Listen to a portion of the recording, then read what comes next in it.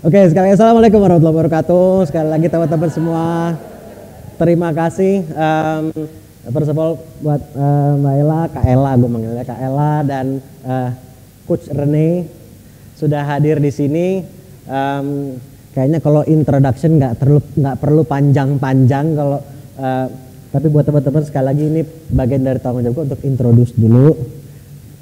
Kak Ella mungkin teman-teman tahu sebagai, kalau boleh saya bilang, kadang saya kadang gue sekeluarga nggak apa ya, seorang pegiat pendidikan lah yang punya concern. Kalau kita dari kemarin dan tadi pagi bicara soal kepedulian sama topik tertentu, Kak Ella bisa gue dengan hakul yakin saya bilang punya kepedulian yang luar biasa sama isu pendidikan ya, punya kepedulian yang sangat besar sama pendidikan di Indonesia, dan pendidikan tuh luas sekali, betul Kak Ella ya. Dan hari ini soal kita akan belajar banyak dari Kak Ella tentang nggak hanya soal pendidikan juga, tapi tentang perjalanan Kak Ella sendiri, perjalanannya seperti apa. Mungkin bicara soal revisi hidup begitu ya, mungkin perjalanannya ada nggak revisi-revisi yang pernah dilakukan atau perlu dilakukan oleh Kak Ella, seperti apa, tantangan seperti apa. So sekali lagi tepuk tangan, makasih banyak Kak Ella udah hadir di sini. Dan juga ada Coach Rene Suhardono yang tadi kita bicara soal passion. Kayaknya kalau di Indonesia kata passion ini identik sekali dengan Coach Rene Suhardono. Dari buku-bukunya yang membahas mengenai karir, mengenai passion, your job is not your ada anak kembar 3 saya datang dan itu saya. Ya, oke. Nah, sorry, maaf ya ke distract ngeliat anak sendiri. Alhamdulillah. Nah, jadi sekali lagi kalau bicara soal membangun karir, menemukan dan menjalankan passion kita, dan mendengar anak saya menangis gitu ya. Kayaknya ini orang yang paling tepat untuk ditanya juga sama Coach Rene. Dan kalau lo belum baca buku-bukunya Coach Rene dan juga buku-bukunya Kak Ella juga, please do baca, luar biasa banget. Bukan hanya secara ilmu tapi berdasarkan pengalaman juga yang teman-teman kalau terapkan amat sangat bisa membantu teman-teman semua juga dalam membangun karir dan juga tadi bicara soal merevisi hidup kita juga. So sekali lagi terima kasih banyak Coach Rene sudah hadir juga. Tepuk tangan sekali dong buat Coach Rene.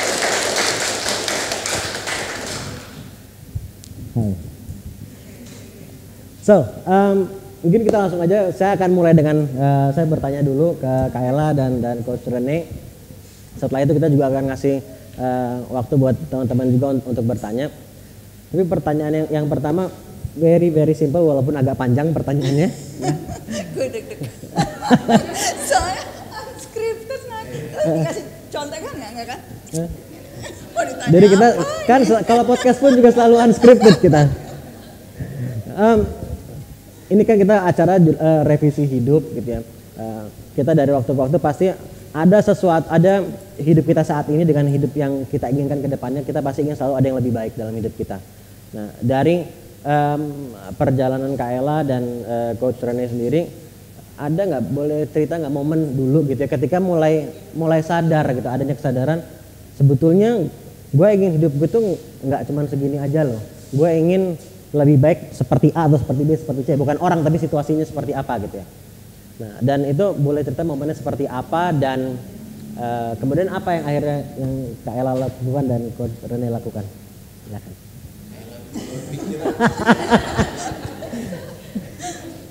Kita todong langsung. Iya. Aku tuh sebenarnya mungkin ya kalau ditanya kapan momen merasa perlu merevisi hidup, kayaknya tadi pagi juga masih ada deh momennya, ya kan? Bener nggak sih, maksudnya kayak jadi kalau diminta tanya satu momen tuh agak susah ya, kayaknya nggak bisa milih deh, mana kayaknya di setiap tahap perkembangan gitu ya, bahkan ya kan kebiasaan refleksi harian dan sebagainya gitu tuh selalu ada momen di mana ngerasa oh harusnya tuh lebih baik begini, ada kayak bahkan nih pada saat ngasih jawaban ini juga tahu nanti malam kalau dipikirin lagi harusnya gue jawabnya enggak. Tapi mungkin yang paling deket aja ya, ya semingguan inilah gitu mungkin ya. Terus sama nanti ngasih contoh yang agak jauh, satu lagi boleh yang semingguan ini tuh lagi banyak banget kan banyak permasalahan ya di dunia ini, dari dulu sih banyak permasalahan di dunia ini. Tapi kayak contoh yang paling dekat aja ya, genosida, penjajahan gitu ya yang terjadi, itu tuh bikin jadi momen yang sangat memengaruhi saya sebagai pendidik sih gitu. Karena jadi merefleksikan pertama pesan-pesan yang disampaikan soal pendidikan dan pengasuhan tuh sebetulnya benar-benar bikin anak-anak gitu ya, dari segala usia sampai pemuda, mahasiswa dan sebagainya itu ngembangin humanity-nya apa enggak gitu.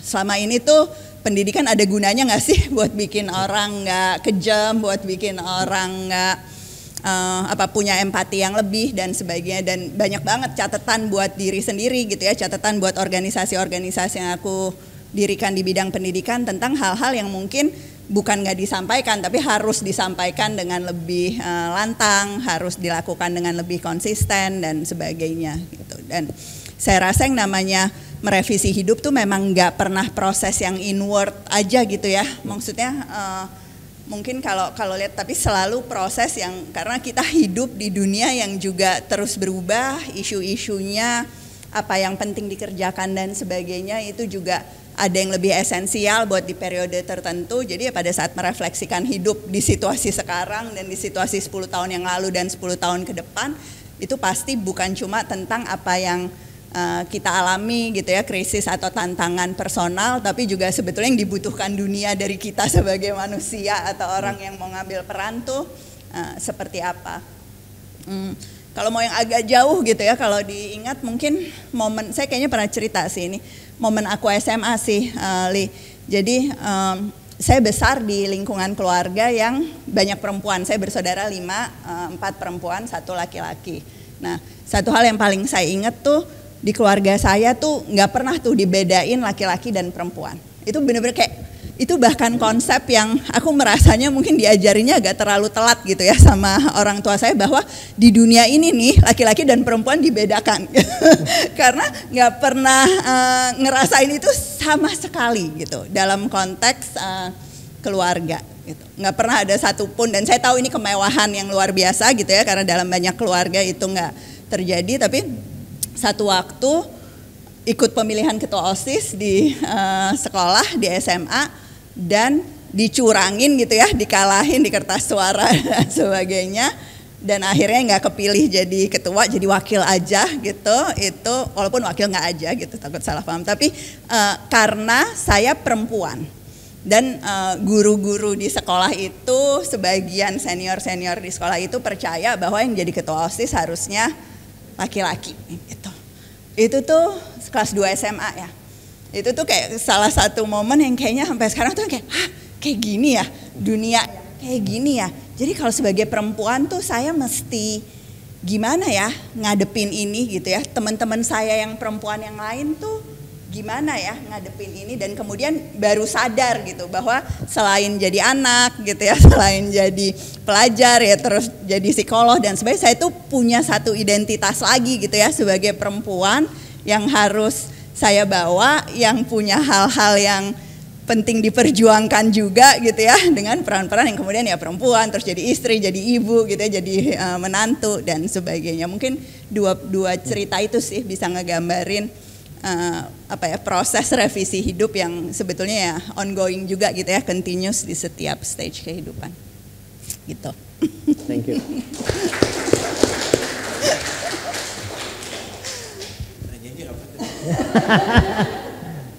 Momen di mana tadi mulai hadir kesadaran kayak gue perlu memperbaiki atau mengubah hidup gue. Assalamualaikum. Perempuan di samping gue ini yang merevisi hidup gue. Oh enggak itu salah, kebalik kali. 2010 dari tadinya banyak omong, bicara soal karir, bicara soal macam-macam, terus ketemulah sama perempuan ini, dibilang lo nggak bikin buku aja, buku, tapi gue nggak bisa nulis. That's what you think. She said that to me. Terus gue kepikiran, Tapi kan gue bukan penulis. Gue masih ingat waktu SMP ada tes potensi akademik, ada profesi yang harus dihindari. Salah satunya penulis. Gue masih simpen gitu.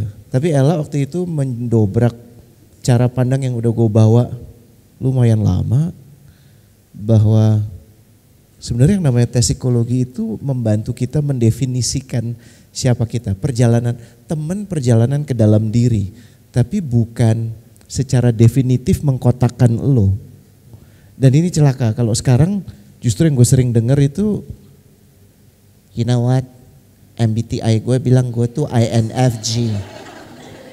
Jadi tolong ya, tolong jangan taruh gue ketemu orang because I'm introverted. Paham ya? Jadi kita tuh sekarang sibuknya bukan merevisi diri, tapi minta dipahami. So we kind of stuck. Gue bersyukur Allah kirim ada figur namanya Ella untuk ngerevisi hidup gue. Dan buku itu, Your Job is Not Your Career, itu salah, tahu ya? Banyak salahnya, makanya gue datang lagi. Adiknya yang udah pegang sekarang, lah kayaknya gue bikin kesalahan deh. Ya udah bikin buku lagi, ya udah gitu kan. Dan bahkan dalam kesalahan dapat royalti, alhamdulillah gitu. Benar gak? Dan ternyata, well, kalau anekdotal kan nama saya René. René itu bahasa Latin dari bahasa Perancis dari bahasa Latin Renato. Renato means to be reborn. Jadi gue dikasih kesempatan tiap hari buat ngerevisi hidup gue. Nggak ada, kalau Ella tadi bilang revisi setiap saat tuh karena dia baik. Kalau gue tuh brengsek. Ya, gue ngerasa nggak ada yang perlu direvisi sampai akhirnya kejeduk. Ella tuh saksi hidup semua kejeduknya. Gue tau kejeduk ya? Kayak yang bak gitu, nah tuh. Ella saksi hidupnya dalam perjalanan hidup gue. Jadi mulai dari awal kesadaran yang ada adalah soal ternyata bokap nyokap gue mungkin bukan bokap nyokap gue. Iya kan, ya itu ceritanya panjang ya, bahwa ternyata gue punya ayah kandung dan ayah sambung, tapi itu for another time.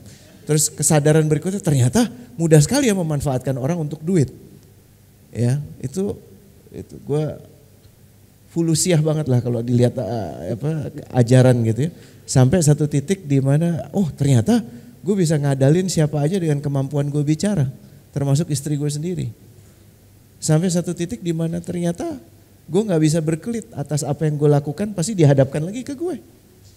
Dan disitulah kita, kalau Ella tadi secara, gue merekomendasikan yang benar caranya begini, ya jangan yang ini. Tapi kalau laki-laki durjana yang ada di sini, kan gini ya, bedanya perempuan sama laki itu gini. Perempuan, bener ya Kak Ella ya, perempuan tuh kalau dapat nilai 92, dari 100 dia bilang gini, aduh aku cuma dapat 92. Aduh, I was trying so hard gitu. Sementara cowok, laki-laki dapat 52, dia bilang gini, you know what, gue tuh cuma dapat 52, but I got it covered. It's okay.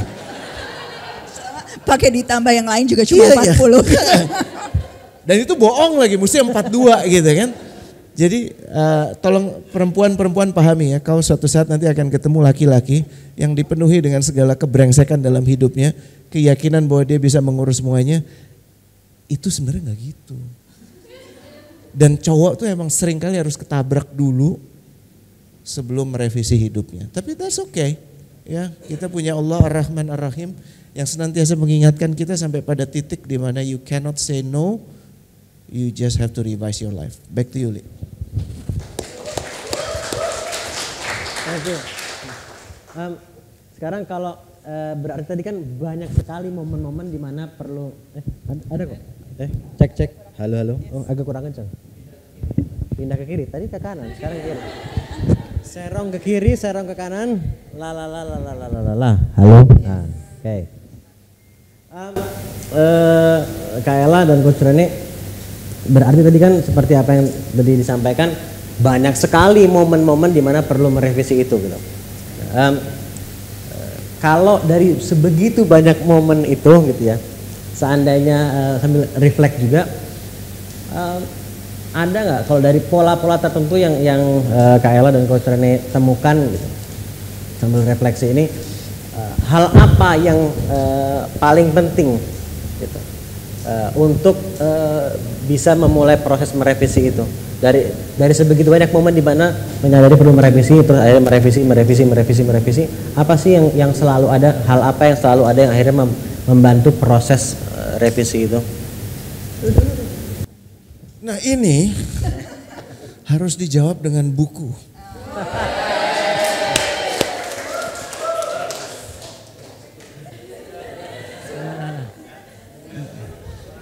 Diterbitkan oleh penerbit Literati, punyanya Ella juga.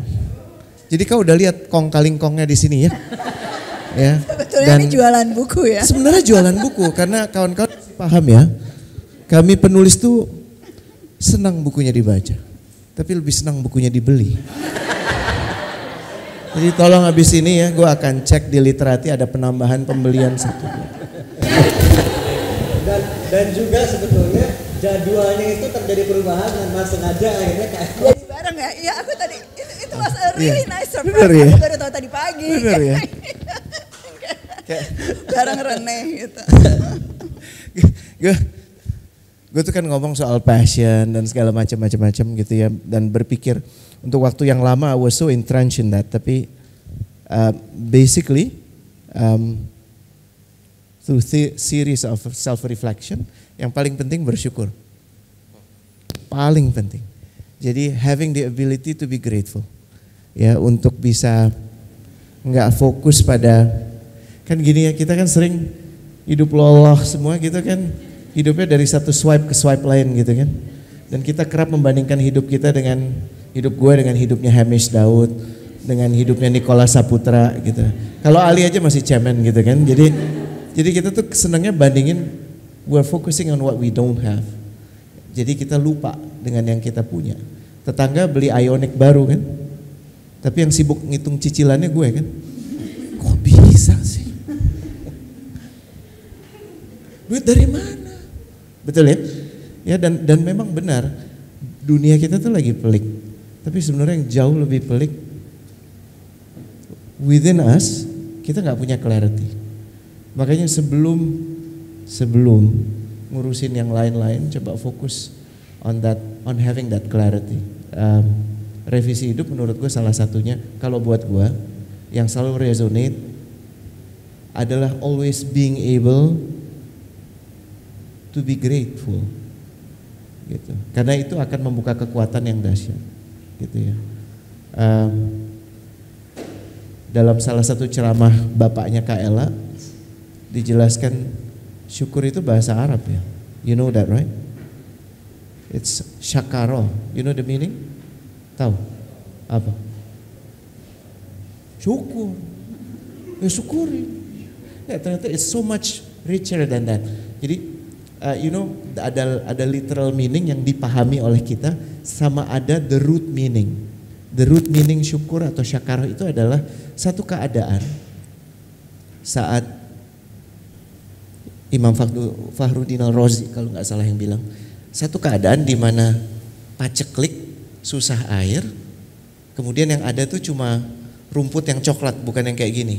Kalau ini rumput sintetis gitu ya, rumput coklat. Rumput coklat dikasih ke kambing, kambing memberikan susu banyak, and then the Arab at the time would say syakar.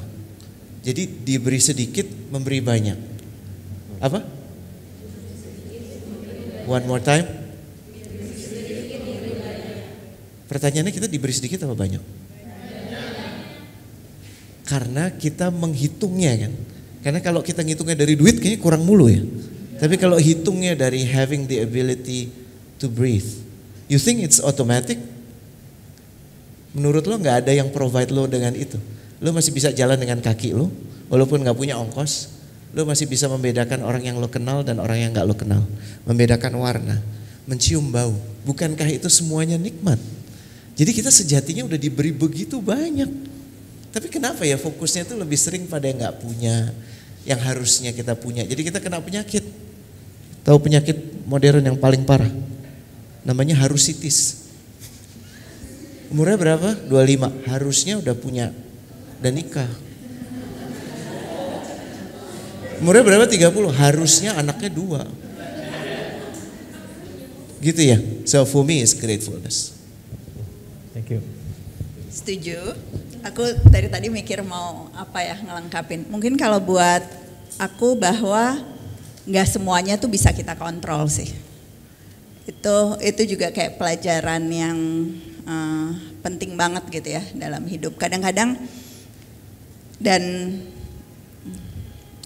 sebagian salahnya pendidikan atau pengasuhan juga. Jadi kayak dalam rangka membuat kita merasa berdaya, dalam rangka membuat kita kayak mau full usaha gitu ya, ngotot dan sebagainya, which is semuanya ya sifat dan sikap yang baik gitu. Kita kadang-kadang lupa bahwa memang banyak banget faktor-faktor di luar kita itu yang sebetulnya nggak bisa kita kendalikan sama sekali, dan itu bukan cuma nggak apa-apa, itu ya memang ya hidup itu seperti itu, bahwa ada hal-hal yang bisa kamu upayakan, ada hal-hal yang seolah-olah diberikan dan dimudahkan gitu ya, ada hal-hal yang kita udah rasanya udah nggak tahu mau ngapain lagi, tetap aja nggak dapet gitu. Nah itu hal yang berkait dengan diri kita sendiri aja, apalagi kalau kita ngomong dalam konteks hubungan gitu ya, anak kita mau kita apain sih anak ini gitu ya, selalu ada hal-hal lain yang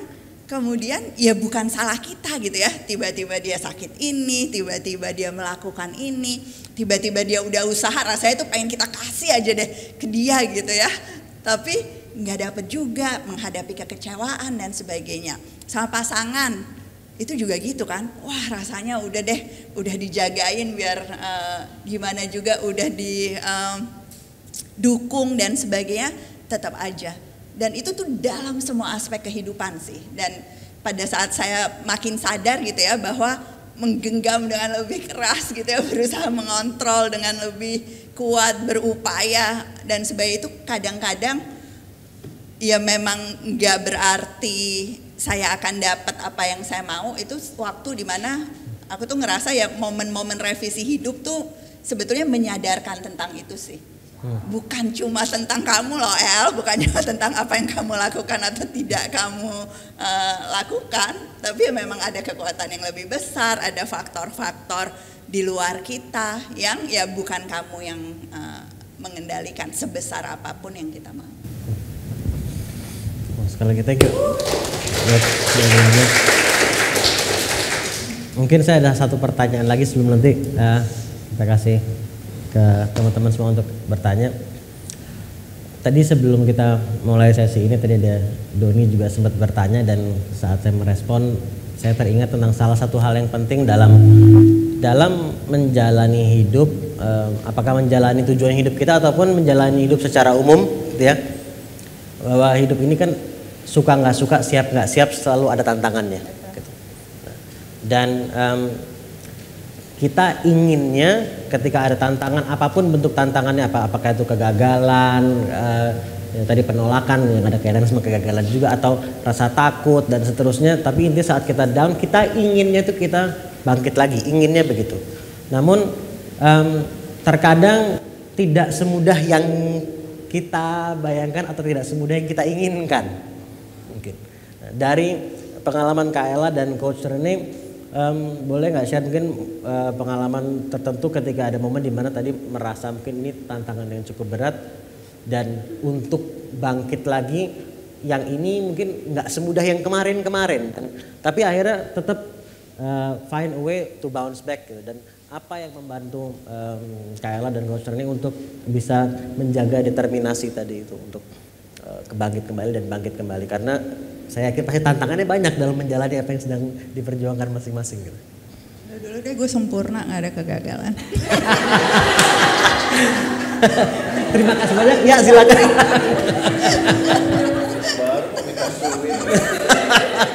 Baru mau minta sweet. We overthink about destiny, benar ya? Another interesting word. I learned so much from word. Destination is from a root word destiny. Destiny itu dari Latin destinare. Anybody knows destinare itu apa? Kalau destination kan kita bilang career destination, life destination itu tujuan ya. Sementara kalau destinare itu dari asal kata bahasa Latinnya artinya to have firm belief. Jadi it's belief system. So ini bukan masalah lo mau kemana, tapi apa belief system lo saat ini. Buat gue itu revealing banget pada saat tahu itu. Jadi gue menjadi worry less tentang apa yang akan terjadi dan lebih fokus kepada apa yang bisa, kembali ke yang Kak Ella tadi bilang, gue lakukan, gue kerjakan setuntas-tuntasnya, sepenuh hati, sepenuh hatinya. Saat ini di sini. Kalau ndak bisa, ya emang nggak bisa. Musibah is another interesting word from Arabic word. Kata dasarnya musib, asoba. Asoba itu artinya adalah menembak sesuai sasaran. Jadi jangan-jangan gini, of all the thing yang kita besar-besarkan tentang tantangan, kita miss the point. Kenapa tantangan itu ada? Dan tantangan itu ada sejatinya tidak lain untuk mengembalikan kita ke trajektori yang benar. Benar kan menurut siapa? Menurut saya. Kemarin gue bilang A, sekarang gue bilang B. Menurut dia, tadi pagi dia suka gue, siang gak suka. Jadi menurut siapa? Dan di situ akhirnya lo ditanya, what is your belief? Belief itu kan keimanannya. Keimanan itu tatarannya udah bukan lagi di logika, ya, tapi kepercayaan, keyakinan lah, ya. Sehingga kita mau nggak meyakini bahwa kita punya keterbatasan, tapi artinya pada saat yang sama ada yang tidak terbatas. Mau nggak kita bilang ketidakmampuan, tapi pada saat yang sama kita juga mengakui ada yang tidak terbatas, yang maha mampu. Kalau udah seperti itu, life is good. Life would always be good. Ratna, tiba-tiba lagi selfie, terus di belakang ada yang lewat, Pak Jokowi, gitu ya. Ratna lagi selfie, di belakang ada Pak Jokowi, terus karena Ratna sangat mengidolakan misalnya Jokowi, Pak Jokowi, gitu. Terus Pak Jokowi bilang, Ratna, aku memang sudah diberikan basiran bahwa aku akan ketemu kamu, aku harus ngurusin kamu. Ratna, ini nomorku. Kamu nggak perlu berhubungan dengan birokrasi, nggak perlu berhubungan dengan remah-remah momogiku, nggak perlu. Kontak langsung. You are on my speed dial. Presiden Republik Indonesia yang tiap tahun punya anggaran 3.200 triliun ngomong gitu ke Ratna. Selesai hidup lo, bener gak sih? Lo mau apa aja? Pak Jokowi, Ratna tuh pengen apa? Baik Ratna, selesai kan? Nah imagine lo punya that speed dial ke penciptanya Jokowi. The king of all kings, the maker of all leaders. How should that make you feel? Makanya kalau masih ada, setelah memahami realisasi itu, masih ada pessimism, keputusasaan, kesebalan, ya itu wajar ya, namanya dinamika manusia. Tapi balikin aja ke situ. We are so limited, our view tuh very limited. Yang udah terjadi aja berapa persen sih yang lo inget? Bener gak sih? Dan lo masih punya keberanian untuk meyakinkan diri lo, I'm going to control what will happen. Ini gue bakal tahu nih 2024 nih yang menang siapa nih. Gue bakal tahu nih. Betul gak? Jadi kemudian dibolak-balik lagi. Belief system lo tuh sebenarnya kepada apa? Kepada siapa? Jangan-jangan problemnya bukan di problem hidupnya. Dan gue sering dapat itu. Problemnya ada di tata keyakinan lo. Tata keyakinan gue, karena itu problem gue sih. Gitu. Ella. Tadi spesifik mau jawab satu bagian tentang pernah nggak ngerasa gagal banget dan ini tuh kayak jauh lebih susah dan sebagainya. Mungkin aku tuh nggak pernah ada di titik di mana ngerasa gagal dalam arti kayak udah nyampe titik gitu. Jadi ini benar. Karena apa? Ngerasanya tuh itu tuh belum ujung gitu loh. Jadi gini, dua sih. Yang pertama susah. Ya susah. Udah tahu kok bakal susah gitu loh kira-kira. Jadi emang udah tahu bakal susah, bakal dicela, bakal banyak yang nggak terima, bakal capek banget rasanya sampai udah kayak ngapain ya gue capek banget gitu. Tapi udah siap, memang punya ekspektasi untuk ya memang ya menjalani dan memilih jalan yang seperti itu gitu. Jadi nggak kaget gitu loh, nggak ngerasa aduh kasihan banget sih gue gitu. Nah, emang gue milih sendiri gitu kan. Aduh kasihan. Aduh ini nih berat banget ya. Kenapa aku melakukan ini lah? Memang aku yakin ini yang harus dilakukan gitu. Jadi gagal udah biasa gitu. Emang pasti gagal, nggak mungkin langsung tiba-tiba berhasil gitu. Jadi apa ya? Menjadi tadi realistis sebetulnya dari disebut juga sama Coach Rene terhadap memang ya hidup tuh kayak gitu dan kadang-kadang pemahaman kita tentang bahwa wah hidupku tuh harus senang terus, aku harus bahagia terus, aku kayak harus berhasil terus.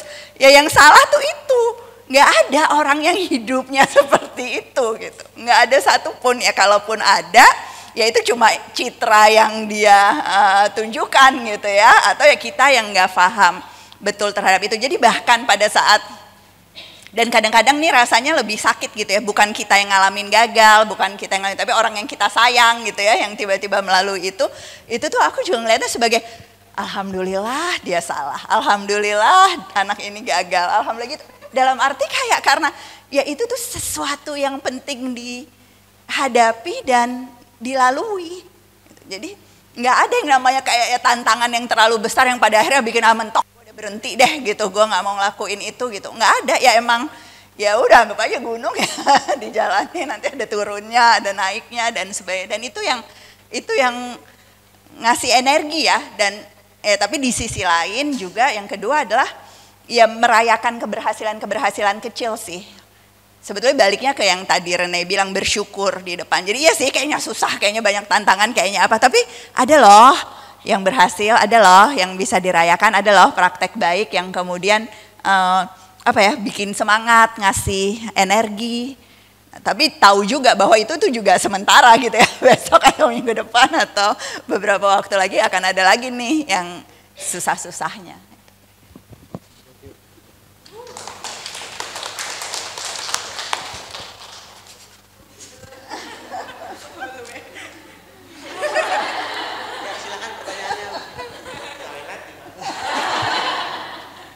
Oke, wait.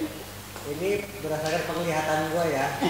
1, 2, 3. Ya, ya. Enggak. Bukan.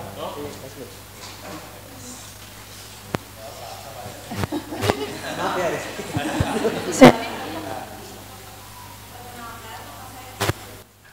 Tes. Ya. Kan nama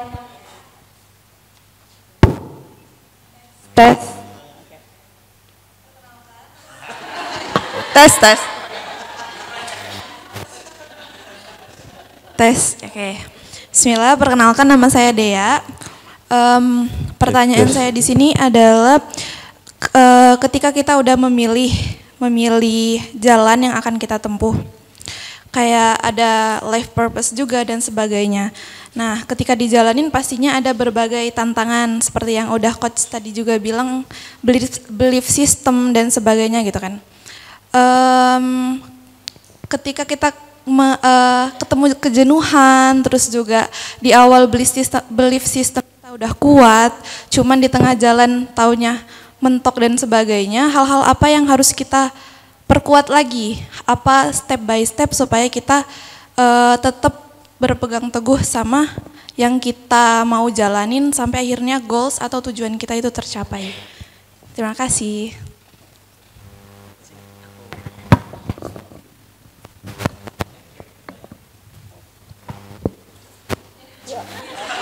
Oke ya, aku dulu deh, tadi udah Rene duluan. Jadi berhenti, aku tadi takut ada yang salah tangkap pada saat saya bilang nggak pernah berhenti. Berhenti tuh nggak berarti nggak pernah ngubah cara ya.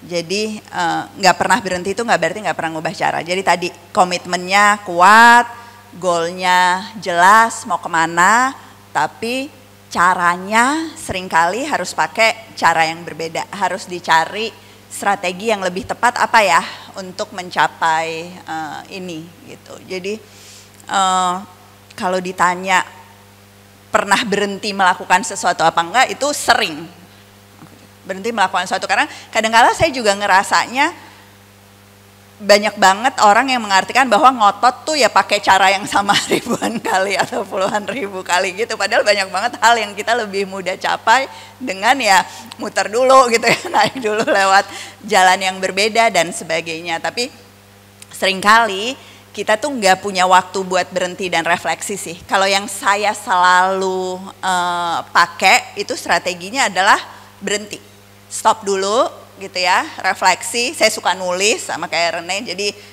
menulis gitu. Itu saya tiap hari nulis. Itu pun gitu ya, saya kayak dapat pemahaman yang lebih utuh terhadap masalah yang mau dipecahkan itu kayak apa gitu ya. Terus ya sebelum nulis pasti banyak baca juga. Orang yang suka menulis biasanya selalu suka membaca juga, dan itu ngasih perspektif. Nah kadang-kadang kalau kita tuh ya itu tadi udah kejeduk usaha terus dan pakai cara yang sama tuh karena kita nggak stopping sebentar, nggak refleksi, dan kemudian ya harusnya tuh kalau dicoba 1000 kali gitu ya, ibaratnya udah tau lah yang ke 10.000 juga mungkin akan susah ya. Tentu bukan nyoba sekali terus berhenti nyari cara gitu ya, tapi know when to stop, mengakui bahwa ini tuh cara yang salah dan saya harus mulai dari nol lagi gitu ya, mundur beberapa langkah untuk kayak maju jauh lebih ke depan. Itu cara yang yang terus efektif sih dari mulai gue anak-anak sampai sekarang. Nah yang kedua tuh sebenarnya temen sih. Saya tuh yakin banget sama ya kekuatan lingkaran-lingkaran pertama kita sih. Nggak ada satupun organisasi tuh yang kayak aku dirikan sendiri sih. Saya selalu punya co-founder, selalu punya lingkaran leaders yang sama-sama. Karena refleksi sendiri sama refleksi bersama itu juga kualitasnya tuh beda banget gitu. Jadi jangan sendiri, jangan punya misi sendiri gitu. Dalam konteks keluarga pun kan nggak bukan misinya istri, misinya suami, beda-beda gitu ya. Tapi sama-sama dan direfleksikan sama-sama. Dalam konteks organisasi, korporasi, gerakan apapun dan sebagainya itu ya I wouldn't be here gitu dengan segala kegagalan yang banyak dan keberhasilan yang alhamdulillah juga ada gitu tanpa orang-orang terdekat di lingkaran saya. Dan I'm being very careful about that first circle sih.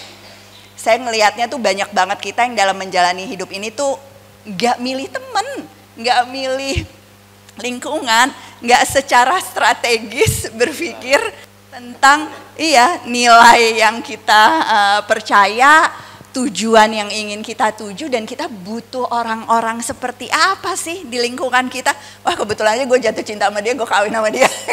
Misalnya, kebetulan aja duduk di warung sama dia, sekolah di tempat yang sama dia, itu berarti dia akan jadi teman dekatku seumur hidup. Kebetulan dia yang pertama kali dengar ide ini, terus ya udah jadi bisnis partner gue. Jangan, bukan begitu caranya menjalani hidup.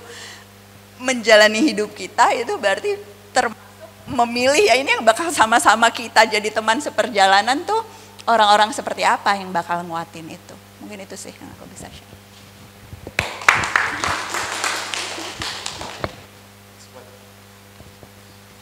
That's what I needed to hear tadi. Jadi makasih udah mau bertanya, makasih Kak Ella. Nggak ada tambahan, udah itu aja, makasih.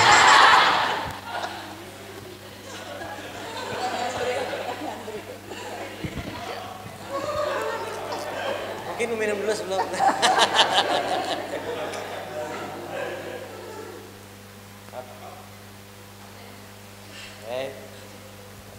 Kayaknya boleh nggak gue berikan beban ini ke? Oh ya lu pilih Ren. Siapa? Oh kita harus milih ya. Ini deh. Tadi udah berharap ternyata harapanmu terwujud. Oke, selamat siang semuanya. Perkenalkan nama saya Rizky. Saya ingin bertanya nih kepada keduanya. Kalau kita bicara soal kehidupan, kan kebanyakan orang tuh cuman ngomongin teori ya Kak atau Pak.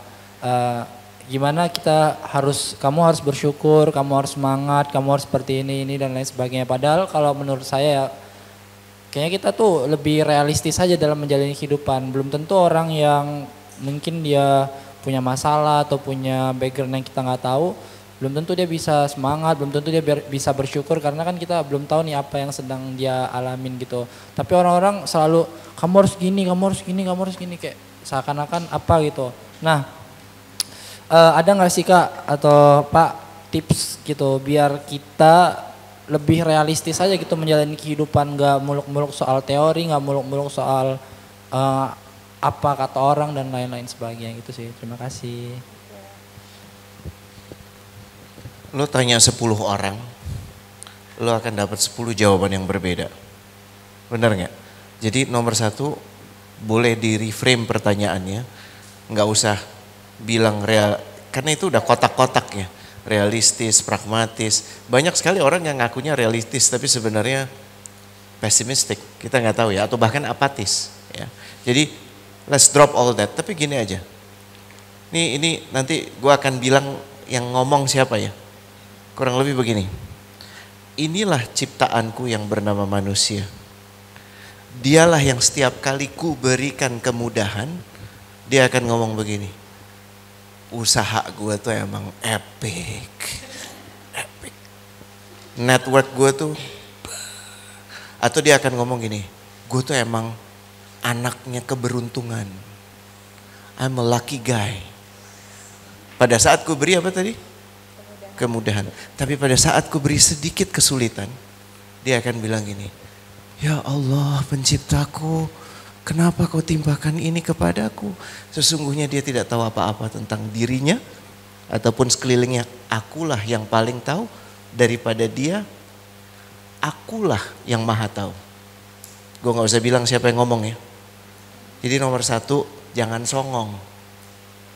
Kadang-kadang kita suka mencari pakem-pakem, rujukan-rujukan yang akhirnya bikin kita bingung sendiri. Oh menurut ahli ini, menurut ahli itu. Percaya deh ada satu ahli, nanti akan ada 30 ahli lain yang mempertentangkan itu. There's so many things, tapi yang paling penting lagi-lagi kembali ke belief system. Belief system itu harus dilalui, butuh proses ya, dan butuh pembimbing. Makanya nomor 1, sebelum bisa diberikan pembimbing terbaik, udah minta belum? Kalau minta sama sang pencipta, boleh nggak aku tanya hubunganmu sama sang pencipta gimana? Paham ya? Jadi nomor 1 yang harus di nurture beyond everything else, your relationship with God, with Allah. Betul ya? Kalau itunya beres, nanti akan ditunjukin jalan. Bahkan pada saat kau merasa jalanmu ditutup, itu sebenarnya lagi dialihkan ke tempat lain. Lo aja nggak tahu. Kita aja kan yang songong. Kita yang selalu merasa should have got that. Itu mestinya proyek gue. Mestinya gue yang di situ. Kenapa dia? Paham ya? Ya, jadi dudukkan pada konteksnya. Konteksnya adalah we have so much limitation. Accept that limitation. Tapi kalau kita punya keterbatasan seperti itu, ya minta pada yang gak terbatas. Jangan minta sama manusia lain. Kalau lu minta sama manusia lain, ya ujungnya akan kecewa. Paham ya? Itu aja sih.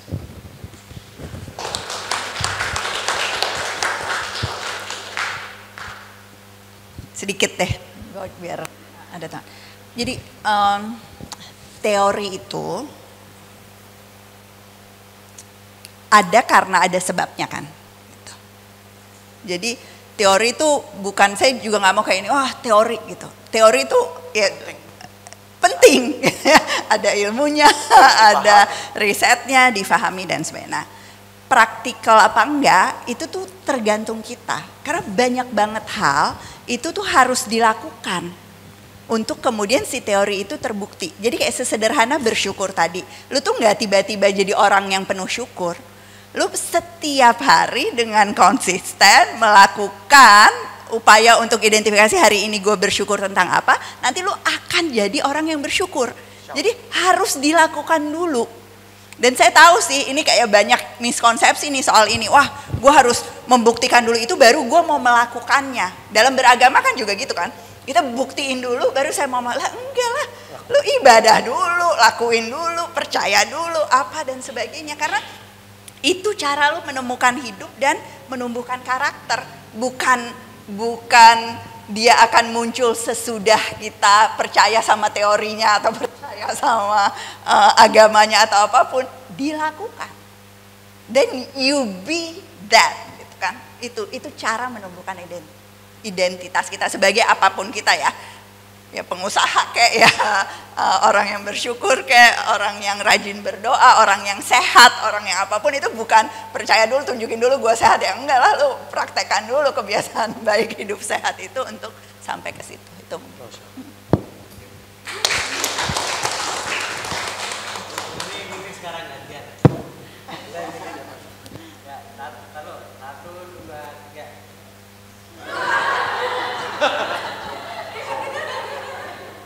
Disepakati aja.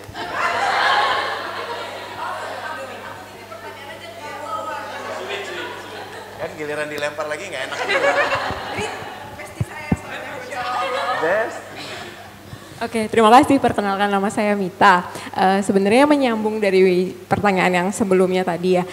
Tadi kan Mbak Ella menyebutkan kalau misalkan penting banget nih ternyata berjejaring sama orang-orang atau mungkin kalau nge-build something itu perlu untuk dapat dukungan juga dari orang lain.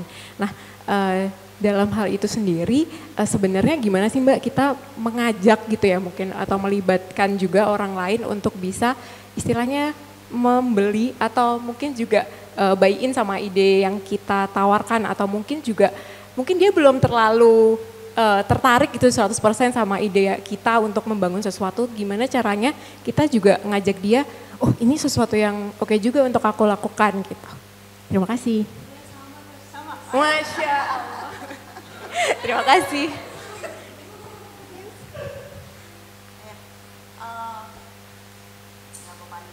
Pertama, lu nggak butuh banyak-banyak banget. Itu yang kayaknya banyak yang sering salah ya pada saat nemuin orang yang mau kita ajak itu kayak ngebayanginnya harus 2.000 gitu. Enggak.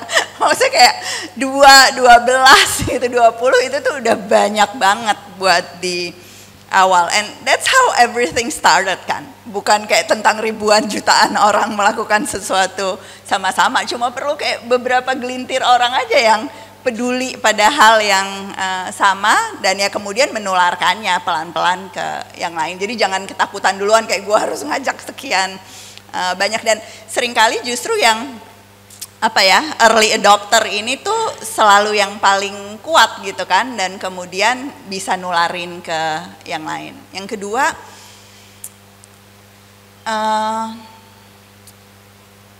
yang ngajak, yang namanya inisiator terhadap apapun, itu tuh yang emang kerjanya paling keras sih.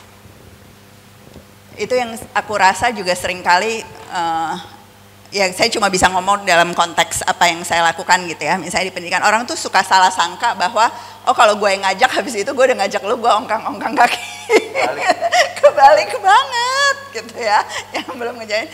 Sampai kapanpun lu akan jadi yang paling capek gitu ya, sampai di ujung gitu yang ngerjain banyak hal. Karena orang kalau diajak kerja keras sama-sama dan ngeliat bahwa yang ngajak itu juga bekerja keras, konsisten melalui segala tantangan dan sebagainya, itu yang energizing juga gitu ya buat si orang-orang yang diajak. Tapi terus kalau ngeliat, kok lu udah nyerah sih, kok lu berhenti sih, kok lu gak percaya lagi sih dan sebagainya. Dan itu lagi-lagi itu pilihan dan itu seumur hidup.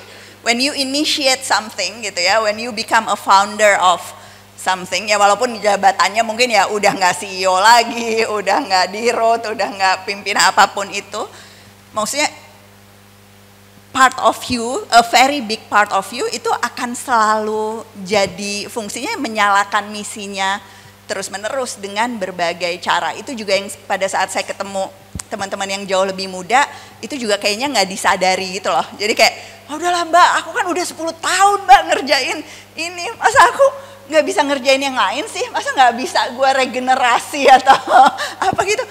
Sorry ya, nggak bisa. Emang harus selalu ada kitanya gitu. Yang lain ya nggak berarti semua orang ikut kita. Yang lain ya they have their own thing gitu yang harus dijagain, dan begitu banyak cost yang penting-penting di dunia ini yang memang masing-masing tuh butuh penggeraknya, yang masing-masing itu butuh inisiatornya gitu. Nah jadi kalau kita nggak terlalu ambisius gitu ya dengan lingkaran awal dan milih orang yang benar-benar percaya, dan kalau kita juga put in more and more dan konsisten melakukannya dalam maraton yang panjang dan melelahkan ini sih, aku yakin nggak akan ada. Karena pada akhirnya orang tuh tertarik kok. You will attract the right person. You will attract the right person. Itu juga saya tuh somehow ya jangankan ide gitu atau apa. Bahkan kadang-kadang itu saya suka geli sendiri sama kayak buku gitu ya. Saya nulis buku gitu ya. Buku itu menemukan pembacanya gitu. Jadi tau kan maksudnya bukan kayak wah buku gua harus bestseller ratusan ribu atau jutaan eksemplar. Tapi dia menemukan pembacanya. Orang-orang yang kemudian ngebahas gitu ya, percaya, ngasih feedback dan sebagainya, dan bikin ya kita jadi senang mau nulis lagi gitu ya, karena tahu bahwa dia menemukan pembaca. Nah, semua ide, semua gerakan tuh juga seperti itu. Selama ya kitanya tadi melakukannya terus-menerus. Atau saya mudah-mudahan ngejawab dan ngasih gambaran. Kalau tambahin sedikit, kalau ngelihat dari perjalanan hidupnya Ella, mengobservasi juga gitu ya. Satu hal yang dia lakukan dengan sangat benar adalah Ella itu memenuhi panggilan, bukan mencari peluang. Keluar di luar penampakannya sama. Kayak lo tuh lagi nyari sesuatu gitu, oh cuan gitu kan. Tapi ini yang sering kali miskonsepsi di anak sekarang. Overly focus on opportunities.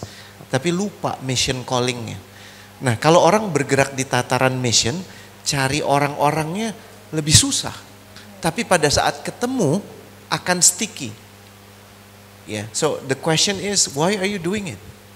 What is your mission? Are you just doing it for the sake of getting more money, glory for you, atau memang ada panggilan? Die hardnya Kak Ella ini kan pendidikan, ya kan? Untuk nyalain lampunya gitu loh, untuk jadi mencerahkan gitu. Dan wujudnya ya yang kita lihat sekolah, yang kita lihat adalah platform. Tapi itu hanya manifestasi dari misi. Paham ya? So number one, first and foremost, be clear about your mission. Nanti yang Ella bilang orang-orang itu akan datang, terjadi. Kalaupun enggak, you find the attraction untuk ngomong ke orang. Kalau boleh cerita sedikit, I always remember this story. 2004 ada one of my mentor namanya Pak Kuntoro Mangkusubroto. Ya Allah pulihkan beliau karena ya sedang sakit saat ini, sedang dalam pemulihan. Presiden SBY waktu itu ada tsunami hebat. Ya, dan beberapa saat setelah itu Pak Kun dipanggil oleh Pak SBY untuk memimpin upaya rebuilding. Lo kebayang gak rebuilding tempat yang hancur. Mayat bergelimpang di mana 300.000. Ya. Dan Pak Kun tuh waktu itu mekanika mengajak orangnya adalah begini. Saya akan ke Aceh malam ini, ayo ikut kalau kau mau. Enggak ada tuh obrolan, I'm going to pay you this much, jumlah liburan lo segini, nanti ntar di sana lo tinggalnya di sini, enggak ada. Dia juga bahkan nggak tahu. Dia itu memenuhi panggilan.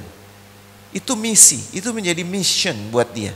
Dan orang-orang yang kemudian ketemu sama dia, Pak Sudirman Said, Pak William Sabandar, begitu banyak orang-orang yang saat ini istimewa itu adalah orang-orang yang memenuhi misi. Yang sudah tuntas dengan dirinya tanpa harus menyebut-nyebut saya sudah tuntas dengan diri saya. Dan di satu waktu di tengah kehancuran di Pantai Ulele, gak jauh dari Masjid Baitur Rahim, ya, Pak Kun tuh bilang begini, saudara-saudara tolong lihat kehancuran di sekitar Anda. Kehancuran seperti ini hanya bisa terjadi atas izinnya. Sehingga upaya pembenahan kembali hanya bisa terjadi dengan izinnya. Dan Allah tidak akan membantu mereka yang tangannya kotor. That's it. That's the only first and last warning. Dan itu dipatuhi. Kenapa? Karena orang-orang yang ikut dia itu bukan transaksional. Semuanya believers. Your job is to figure out, to find that believers. Dan dalam prosesnya you will make mistake. Karena tahu-tahu dia cuma ingin kayaknya keren ya, asik ya, hebat ya, duitnya banyak ya. Dan disitulah saatnya dimana Anda harus take the hard way.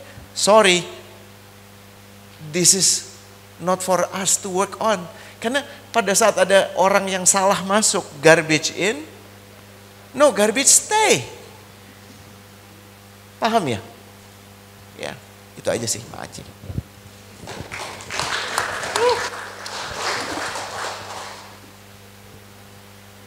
Baik to Ali. Oke, Michelle. Ada dua tuh pakai Hai, saya Michelle. Michelle. Oke. Tadi sempat dengar Kak Ella sempat mention kata ekspektasi. Bener ya? Pertanyaannya gini, ada dua sebenarnya. Satu, pernah nggak Kak Ella ataupun jatuh ke dalam ekspektasi sendiri? Kalau pernah boleh jawab pertanyaan yang kedua. Kalau pernah, bagaimana cara memanage ekspektasi ini? Ya itu aja sih, thank you.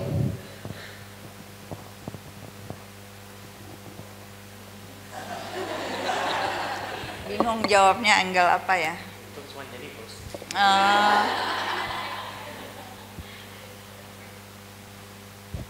Saya itu kayaknya salah satu latihan yang sampai sekarang masih perlu terus dijalani dalam hidup tuh sebetulnya jadi lebih punya ekspektasi yang wajar terhadap diri sendiri sih. Gitu. Dan sebenarnya semua perempuan tuh kayak gitu. Kayak gitu, perempuan tuh sering banget punya ekspektasi yang gak wajar ke diri kita sendiri gitu. Saya nulis 2 buku tentang itu, Cinta untuk Perempuan yang Tidak Sempurna sama Cita untuk Perempuan yang Tidak Sempurna. Just because saya ngerasa ya cara kita dibesarkan gitu ya, cara lingkungan melihat gitu. Kalau cowok nggak mungkin nih nanya ekspektasi pada diri sendiri. Kalau cowok tuh gini, tolong kamu jangan punya ekspektasi apa-apa terhadap aku gitu. Cowok banget. Kalau aku jawabnya gini, emang lu kasir Alfamart? Kalau lu kasir Alfamart, gue nggak punya ekspektasi apa-apa, sama lu kenal juga enggak. Kalau lu suami gue, teman kerja gue, apa yang jelas lah gue punya ekspektasi sama lu gitu kan. Kira-kira gitu. Tapi again, kalau cowok nggak mungkin aja kesini. Tapi kalau perempuan tuh kita tuh punya ekspektasi yang sangat tinggi terhadap diri kita sendiri gitu. Secara sosial kultural enggak. Ya karena memang aku rasa emang secara tadi ya pola pengasuhan dan sebagainya, ya harus sempurna, harus kayak wah kalau gue tuh sebagai perempuan tuh ya harus ya cantik juga, tapi harus pinter juga, harus sukses di rumah, harus sukses di kantor, ya sampai anak-anak tuh ketinggalan sedikit pun dibandingkan dengan anak-anak yang lain, jangan sampai salah apa kata mertua, apa kata tetangga, apa. Jadi semua didengar dan seringkali tuh suaranya bukan dari mereka loh, dari diri kita sendiri kan ya, tuh gitu. Jadi lo udah, jadi ya tolong ya para suami, udah nggak usah nambah-nambah ekspektasi dari diri sendiri udah sangat tinggi gitu. Nah jadi butuh latihan. Buat saya pun masih latihan gitu, karena sebetulnya itu muncul tadi perannya banyak banget gitu ya, dan kita orang yang berusaha menyeimbangkan antar berbagai peran. Nah, sementara laki-laki mungkin gitu ya, bukan mungkin katanya gitu, itu cenderung fokus pada satu peran tertentu dan seringkali pada saat lagi menjalankan peran itu, lagi kerja di kantor misalnya jarang-jarang tuh kayak Ali ngelihat anak nangis terus distracted gitu ya, karena ya belum tentu juga citranya ternyata itu bagian dari show ini enggak, tapi bisa fokus seolah-olah ya kerja ya berarti ninggalin keluarga atau paling nggak sebagian pikiran tentang keluarga, pasangan dan sebagainya di tempat lain, lebih mudah membuat kompartemen-kompartemen lah soal itu. Sementara buat perempuan ya saya paling sebel makanya kalau ada orang yang bilang ibu penuh waktu. Emang lu pikir gue bukan ibu penuh waktu? 24 jam kali mau di sini mau di manapun ya kita menjalankan.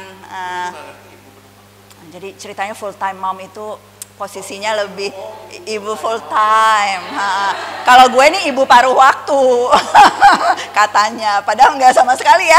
Yang di sini ini, aduh mikirin, jangankan belum jadi ibu pun orang tua kita gimana ya, saya lagi mikirin nih ayah saya di airport gimana, apa dan sebagainya selalu. Nah tapi lagi-lagi ya itu menerima bahwa kita tuh nggak sempurna loh. Jadi ya punya ekspektasi tinggi, nggak bisa didiskon dan mungkin nggak seharusnya juga didiskon. Anggap itu target-target personal yang memang ya kita selalu mau jadi lebih baik gitu ya. Kita berusaha tapi tahu juga bahwa kita nggak sempurna. Hari ini mungkin saya cuma 50% ke anak gitu.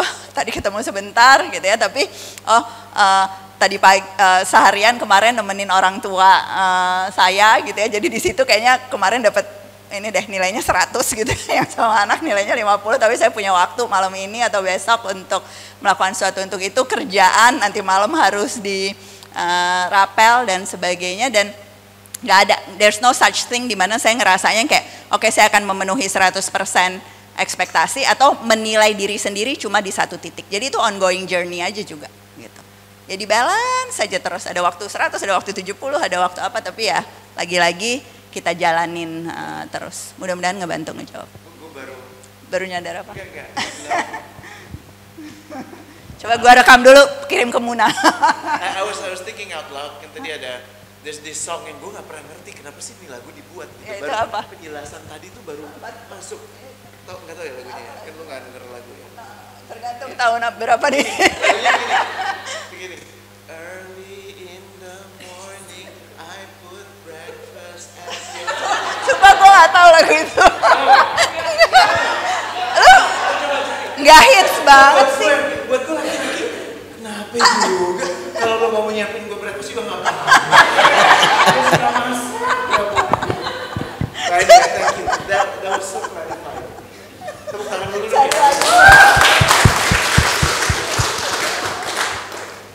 Oke, tadi kayak Dani dulu deh, Dani dulu. Ya, silakan Dani. Oke. Coba cari sekitar. Oke, cek dikit. Selamat sore Coach dan Kak, nama saya Dani. Tadi saya di situ, cuma nggak kelihatan sama Coach Ali. Win spotnya emang. Oke, tadi ada bisikan dari saya, katanya Kak Ella tuh jago banget masalah networking. Oke, Oke Kak Ella, jadi aku 2018 tuh aku bangun namanya Diaspora Muda Jawa Barat. Aku ngumpulin teman-teman dari Jawa Barat yang dapat beasiswa untuk bisa sharing buat siswa-siswa Jawa Barat supaya ayo dong, kamu juga bisa dapat beasiswa ke luar negeri. Tapi lama-kelamaan udah ganti 2-3 kali ketua setelah founder, ganti 2 kali ketua dan itu udah hilang aja. Itu kayaknya ada yang salah sama networking saya. Gimana sih kita ngerevisi networking? Itu yang pertama. Yang kedua, networking kita. Karena kan hidup juga direvisi, networking juga ternyata harus direvisi ya Kak. Tadi menarik banget tentang humanity, bersyukur, iman. Nah, kalau misalkan kita ngomongin tentang humanity, jadi pendidikan tuh penting atau enggak? Soalnya, dan gini nih Kak, apa sih sebetulnya alasan kita diciptakan? Apakah menjadikan hidup ini sebuah tujuan atau tujuan kita untuk hidup? Teman-teman kita yang di Gaza tujuannya adalah untuk hidup. Tapi teman-teman sebaliknya yang di Gaza itu adalah menjadikan hidup itu sebagai tujuan. Iya gak? Jadi dia pengen menjajah segala macam supaya dia hidup. Dan kebalikannya malah tujuan dari teman-teman yang kita yang di Gaza adalah hanya untuk hidup. Kakak, Coach nangkep ya? Maksudnya apa?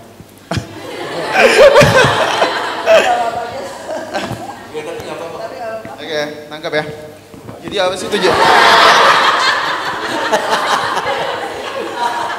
Oke, nangkep ya. Apa sih tujuan kita diciptakan? Apakah kita diciptakan hanya untuk hidup atau kita itu hidup sebagai tujuan kita? Nah, sekarang jadi kebalik nih konteksnya. Kalau misalkan kita, oke, gue percaya banget sama Tuhan, jadi apa yang ditakdirkan sama Tuhan, toh Coach Ali bilang udah dituliskan kok 3000 tahun lalu, bahkan kita di sini pun, atau daun yang jatuh pun sudah dituliskan. So ngapain lo ragu, jalanin aja hidup lo. Itu yang saya tangkap. Tapi aku mau tahu sih. Gue boleh nanya sebentar nggak? Ayo. Kalau tadi yang lo bilang itu, apakah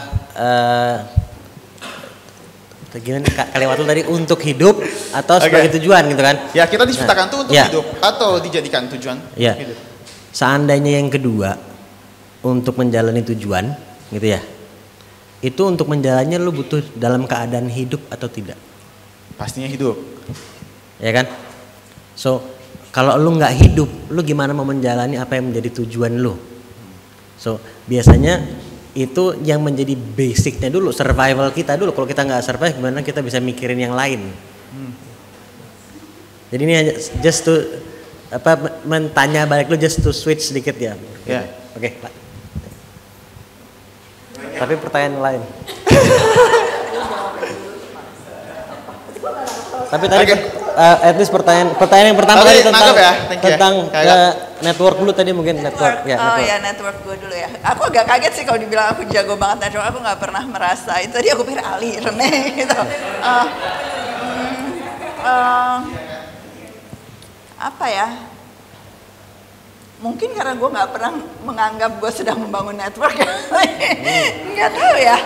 Maksudnya kayaknya nggak pernah tuh masuk ke dalam satu relasi gitu ya dengan anggapan bahwa gue sedang membangun network dan akan bertransaksi dengan Rene untuk melakukan, nggak pernah gitu sih gitu.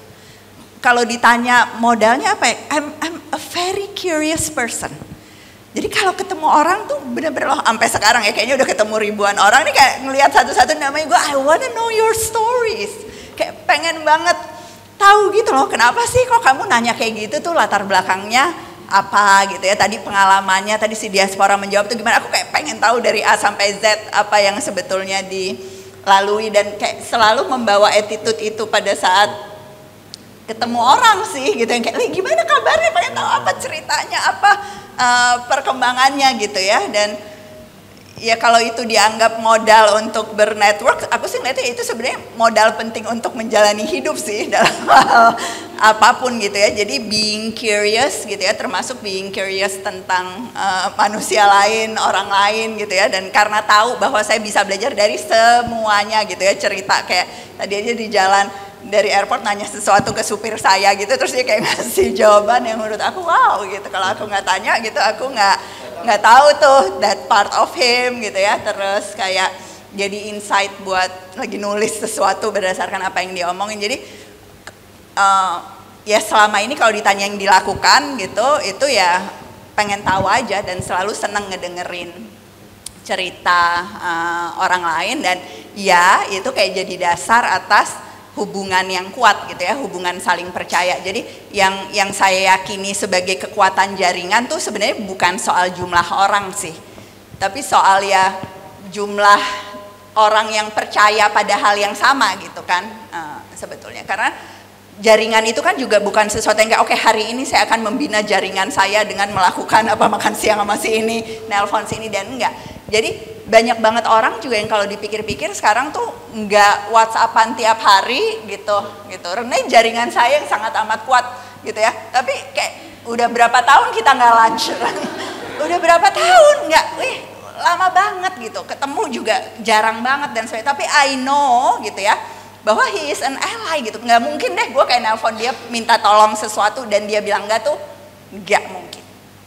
Dan ada kayak ribuan orang lain kayak Rene gitu ya, dan demikian juga ada ribuan orang yang kayak saya buat Rene gitu. Dan ya kalau itu dibilang kekuatan jaringan, iya. Kenapa kekuatan? Karena itu membuat saya kayak percaya diri gitu, gue nggak mungkin sendirian nih gitu ya, pasti akan selalu ada yang ngedukung kalau misalnya butuh sesuatu. Nah itu yang mungkin harus dievaluasi dalam konteks si diaspora menjawab ya tadi namanya, Diaspora Muda Jawa Barat. Diaspora Muda Jawa Barat sebetulnya tuh sekutunya tuh seberapa banyak sih gitu ya. Dan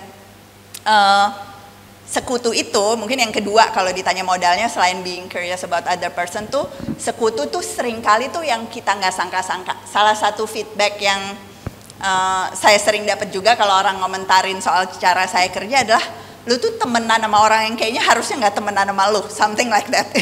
Kayak misalnya saya tuh banyak banget temen orang film gitu. Itu tuh kayaknya jauh banget gitu dibandingin dunia pendidikan gitu kan. Nah Tapi sejak awal tuh saya tahu saya tuh perlu belajar banyak dari teman-teman ini. Karena saya ngelihatnya film tuh pendidikan juga loh. Film tuh menyampaikan pesan dengan cara yang menghibur, banyak banget values yang kita dapat dengan nonton film dan sebagainya. Jadi saya memang menghabiskan waktu untuk belajar dan berdiskusi dengan orang-orang itu. Sehingga sekarang kalau mau kampanye pendidikan, kalau mau bikin gerakan apapun dan sebagainya, ya mereka dengan kekuatannya mereka itu akan selalu ngerasa bahwa cost gue nih bukan cuma film, cost gue tuh juga pendidikan. Jadi sebenarnya berjejaring itu ya menitipkan harapan, mengajak mereka sama-sama. Nah untuk kasus diaspora Jawa Barat nih, siapa sih kira-kira allies yang udah ada sekarang dan siapa yang kayak unexpected allies gitu yang mungkin belum lu pikir sekarang gitu ya, tapi sebenarnya itu kayak komunitas, sektor atau orang-orang aktor-aktor di spesifik industri yang sebenarnya akan sangat bisa ngebantu diaspora Jawa Barat ini untuk jalan terus. Mungkin bukan yang saya nggak tahu mungkin sekarang mahasiswa gitu kali ya atau apa, tapi coba deh cari satu pocket tertentu gitu ya, orang-orang yang agak beda nggak disangka-sangka yang sebetulnya bisa kemudian ngebangkitin ini sama-sama. Oke Kak, thank you. Terus itu kriterianya apa ya Kak? Atau tips and trick untuk nemuin si orang itu? Soalnya kadang gue jadi belajar tentang kepemimpinan. Di pemimpinan model gue beda diasporanya. Terus gue kasih ke ketua lain, beda lagi orang Thailand yang mimpin. Beda lagi orang Maroko yang mimpin. Gue malah jadi belajar tentang leadership style di situ. Nah tapi gimana sih cara apa menurut lo leadership style lo lebih cocok dibanding yang dua yang lain atau apa? Iya, jadi lebih aktif dan lebih anak-anak tuh jadi tanpa diminta kontributif, mereka udah bersifat kontributif ketika gaya kepemimpinan gue. Tapi kalau gaya kepemimpinan orang Thailand, ya harus ayo dong kontribusi, ya baru kontribusi. Nah kayak gitu kan, hal yang kayak gitu tuh gimana sih Kak? Gue nemuin orang yang dia, ibaratnya kita kan harus ada estafet selanjutnya.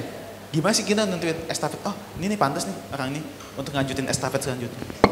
Ya, aku nggak tahu seberapa banyak faktornya. Apakah memang pemimpin berikutnya itu lu yang pilih atau dipilih sama anggotanya? Karena aku selalu ngerasa you get the leaders you deserve, kira-kira gitu.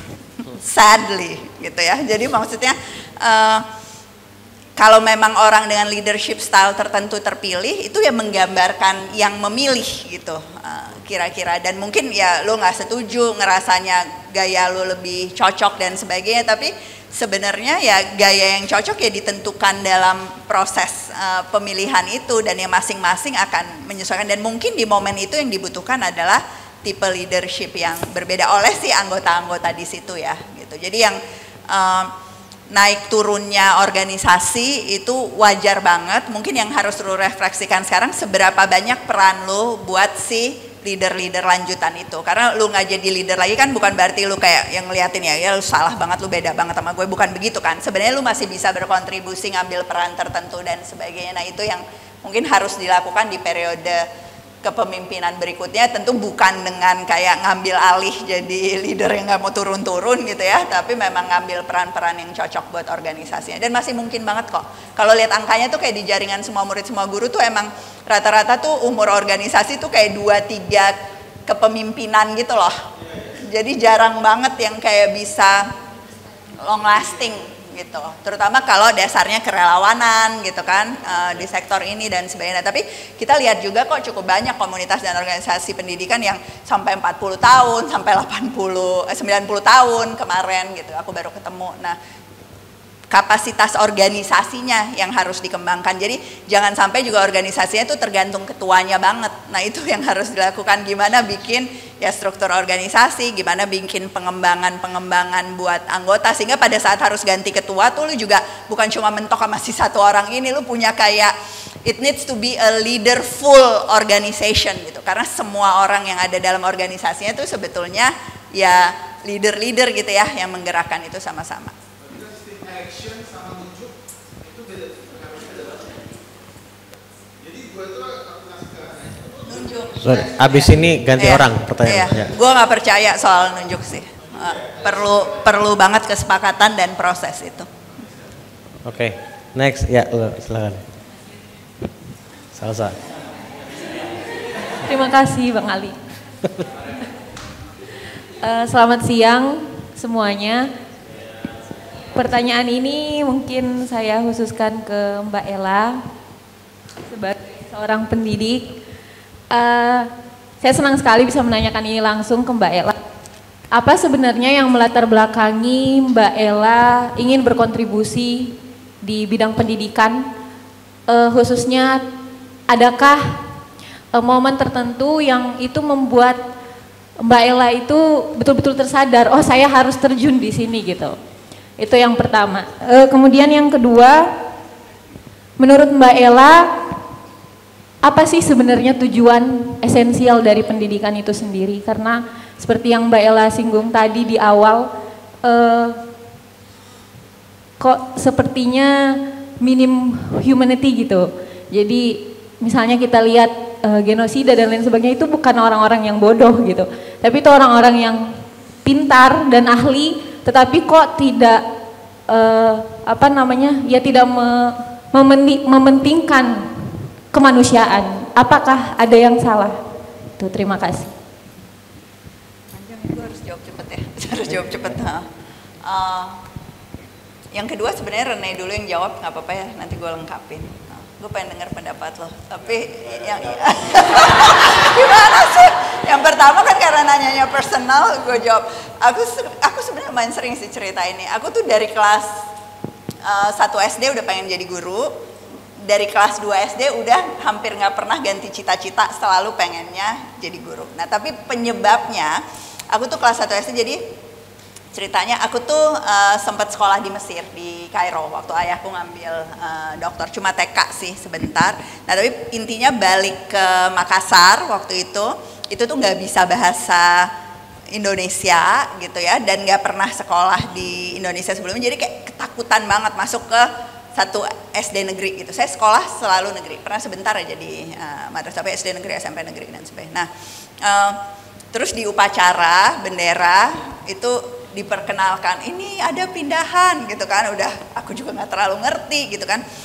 Terus kalau iya ini coba maju ke depan, terus ditanya cita-citanya mau jadi apa. Ini aku nih habis terbang ya, kagum banget sama pramugari.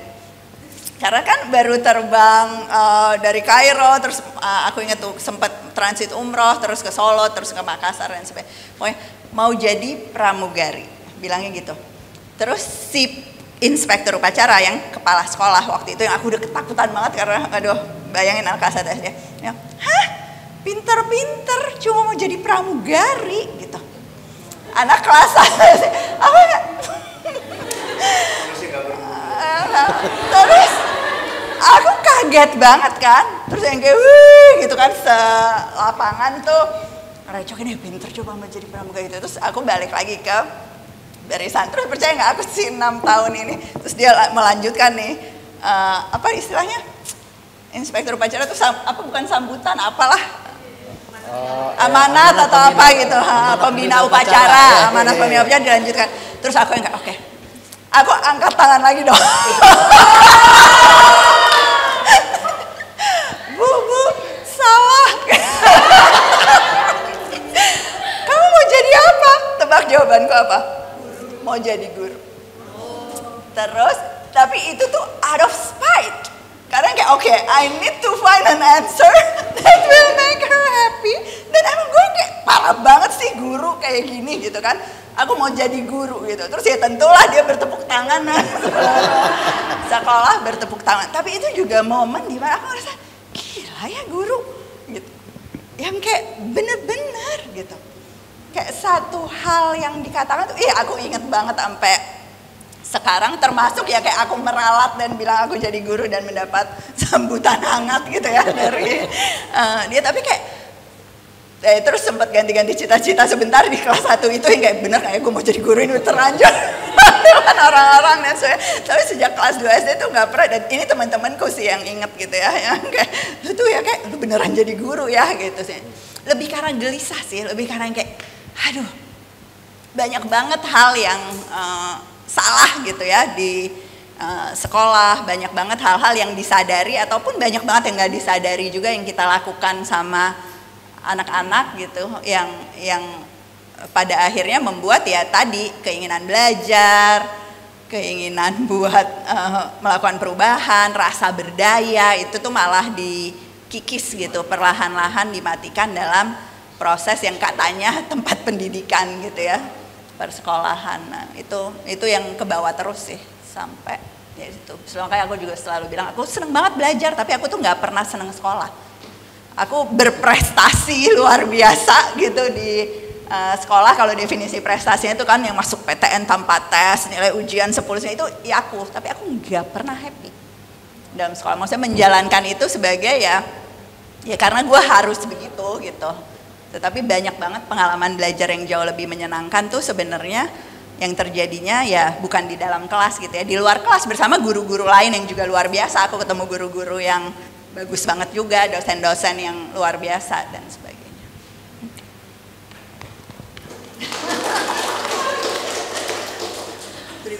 Langsung. Oke. Bentar, gue tanpa sadar dari tadi ngawak kesini, kesian yang sebelah sini. Sebentar. 1, 2, 3. Oke. Silakan. Maulida. Halo, perkenalkan nama saya Maulida. Makasih buat kesempatannya. Saya mau nanya sih. Mungkin kalau pertanyaan ini diajukan sekarang ke Kaela sama Karene jawabannya mudah. Tapi kalau buat saya dan mungkin teman-teman di sini masih ragu-ragu dalam kayak purpose, jalan hidupnya apa, itu mungkin akan sulit. Jadi kan dalam kita mencari-cari, kita akan gagal ya Kak ya. Nah, kapan sih kegagalan itu tuh artinya coba lagi, atau kegagalan itu artinya ini bukan jalan kita gitu.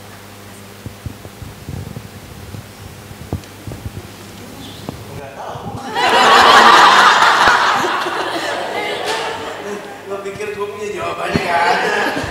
Nah, nomor satu gini lah, let's not worry too much about, ini menurut gue yang paling ganggu ya, dan itu memang dipopulerkan sama banyak orang-orang gak bener yang kita gak harus sebut siapa gitu ya. Kata-kata yang paling ganggu tuh buat gue sukses. Tahu gak sih? Ganggu gak sih? Sudah mendirikan sebuah tech startup, sukses gitu kan. Gitu kan. Sudah punya rumah di Jakarta Selatan, sukses gitu ya. Jadi kayak Bu Sakting gitu ya, tahu ya? Tahu Bu Sakting? Ibu-ibu sasak tinggi tahu ya gitu ya. Gak, padahal interestingly enough kata sukses itu is Latin word, sucedere. Tahu nggak artinya? Sucedere itu artinya what comes after. Jadi kalau lo habis lari 5 kilo gitu ya, what comes after sukses lo adalah capek. So it's not a big deal. Kalau menurut gue gini, gagal itu menjadi momok karena kita terlalu inflating the word success. Padahal kalau itu dijadikan sebagai satu sequence yang normal aja, lo nggak akan ada pada kepelikan gue harus lanjut atau enggak. Itu nggak perlu sebenarnya, ya. Dan gue sendiri meyakini yang perlu dipegang tuh sebenarnya gini. Saat lo gagalnya bener gak? Itu jauh lebih baik daripada saat lo sukses. Definisi sukses ya, suksesnya gak bener. Paham ya? Jadi nomor 1 niatnya itu apa? Terus nomor 2, kalau niat ini sudah ditetapkan, udah sepenuh hati belum? Karena kesepenuh hatian itu yang bisa lo kendalikan. There's so many, tadi Ella udah bilang, so many factors beyond your control. Beyond your control. And that's okay. Karena yang bisa dikendalikan oleh kita hanya kesepenuh hatian kita. Karena itu menghindari lo dari kefrustasian ngurusin begitu banyak orang, gitu ya. Dan yang ketiga, lupa ya tadi. Pertama apa? Apa? Ingat nggak? Kedua, sepenuh hati. Ketiga, sukacita. Curious itu produknya sukacita. Sukacita tuh gini, bukan happy ya. Sukacita tuh ya, you are innately curious. You want to know, gitu ya. You have good perspective. Melihat orang baik dulu, gitu. Dan itu ya nggak bisa ada dengan sendirinya, harus dilatih. Ya, jadi insya Allah kalau dipegang 3 hal itu, niat, sepenuh hati, sukacita, asik, gitu ya. Semoga nggak jawab ya.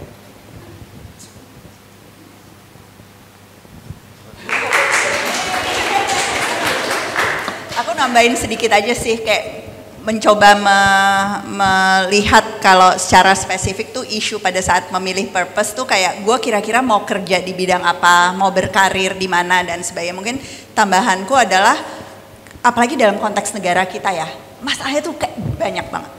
Aku tahu sih, aku punya kayak vested interest, ayo bekerjalah di bidang pendidikan gitu. Semoga pendidikan adalah panggilan buat sebanyak mungkin yang di sini. Karena aku tahu betul ya hal masalahnya banyak banget, harus lebih banyak inovasi dan sebagainya. Tapi di semua hal itu tuh, kita tuh kekurangan orang bagus sih. Kekurangan orang yang punya niat yang lurus, kekurangan orang yang mau bekerja keras, kekurangan orang yang mau memecahkan masalah dengan cara yang berbeda dan sebagainya itu.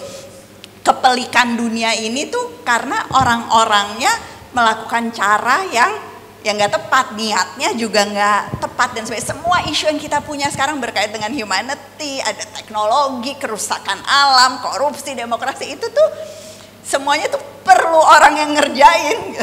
Jadi aku tuh kayak rada merasa tuh nggak ada yang salah apapun yang dipilih. Lu tuh juga nggak akan menemukan oke, ini adalah 100% tempat yang gue yakini sebagai tempat yang tepat gitu ya. Dalam banyak hal tuh ya lu milih, lu nyemplung ke situ, ngerjain itu, jadi ahli gitu ya, pelan-pelan, makin penasaran, berkontribusi, dan that's your calling gitu. Nggak semua orang juga tuh prosesnya tuh kayak mendapatkan ilham, tiba-tiba kau haruslah menjadi seorang ini ada, nggak kayak gitu. Dan itu apa ya, sesuatu yang sebetulnya perlu disyukuri gitu dalam konteks ini, bahwa punya pilihan, punya kemewahan untuk berkontribusi di bidang yang begitu banyak gitu ya, dan membuat hidup lu tuh jadi berarti gitu. Apapun yang dikerjakan, benar-benar semua deh, nggak ada yang nggak butuh orang bener, orang baik, orang pintar, pekerja keras, name it, apa? Semua, apa, mau perbankan, mau periklanan, mau perfilman, mau permusikan, mau psikologi, SDM, produksi, apa? Nggak ada, terlalu sedikit orangnya yang punya kualitas-kualitas yang memang dibutuhkan oleh masyarakat dan dunianya sekarang. Jadi makanya kalau jadi orang tua juga yang masih kayak ngelarang anaknya untuk ada di bidang tertentu, atau gue kayak, hey, gitu. Semuanya tuh perlu gitu, semuanya tuh dibutuhkan. Jadi tadi Rene juga sempat bilang, udah nggak usah terlalu dipikirin gitu, itu akan menjadi tepat pada waktunya gitu ya. Kalaupun enggak, you will have a way out gitu. Tapi in most scenarios itu bidangnya tuh nggak matters, bagaimana menjalaninya itu yang kemudian jadi amat sangat penting. Jadi obrolan yang menarik ya. Dan Ella sebagai praktisi pendidikan, anak gue semuanya sekolah di sekolahnya dia by the way ya. All three of them. Anaknya jauh lebih baik dari bapaknya. Dan gara-gara salah sekolah kalau gue sih ya. Gue cuma pengen bilang gini. Whatever she did something remarkable. Karena gue iri. Gue bilang kok enak banget sih sekolah lu, sekolah gue kayak gak kayak gitu. Kakak kelas sama adik kelas ngumpul sama kelas 6 saling ini. Mana ada dulu kan, yang ada gue dibully mulu gitu kan. Ya kan, mana udah gitu manusia deki kayak gue gini gitu lagi. But anyway, ya, the part that I want to say adalah begini. Kita tuh bukan overthinking. I think one of the problem, kita takut melangkah, penuh banyak pertimbangan, karena otak kita tuh overstimulated. Why? Because of this.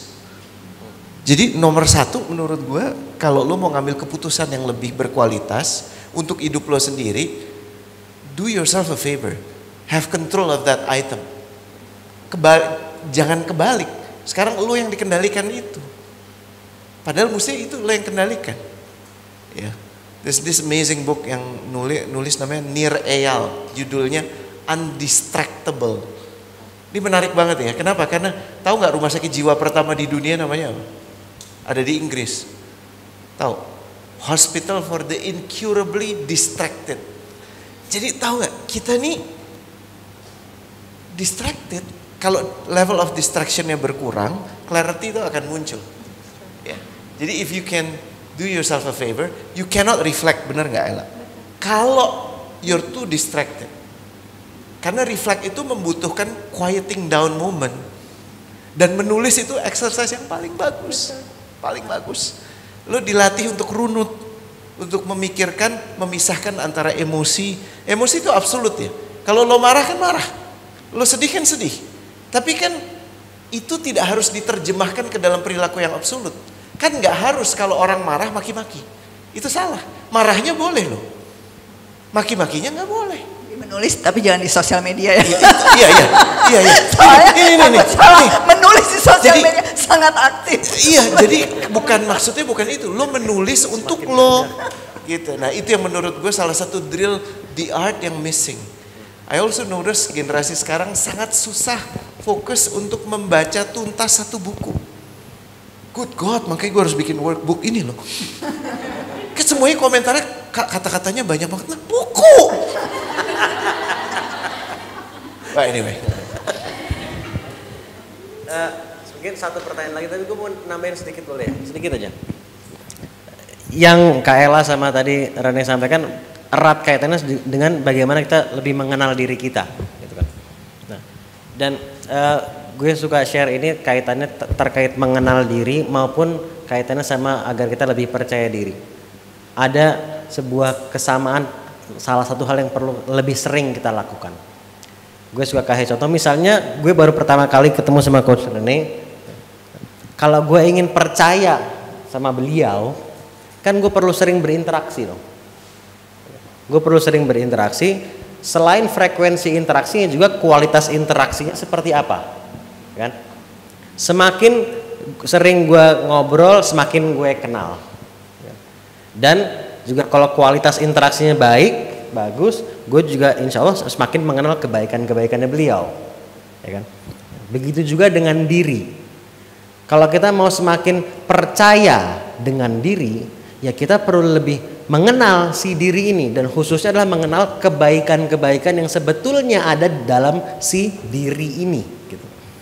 Nah, dan cara mengenalnya gimana ya? Tadi ngobrol, frekuensi ngobrol. Nah, dalam bentuk apa tadi? Reflection atau berkontemplasi atau apapun istilah yang mau dipakai lah ya.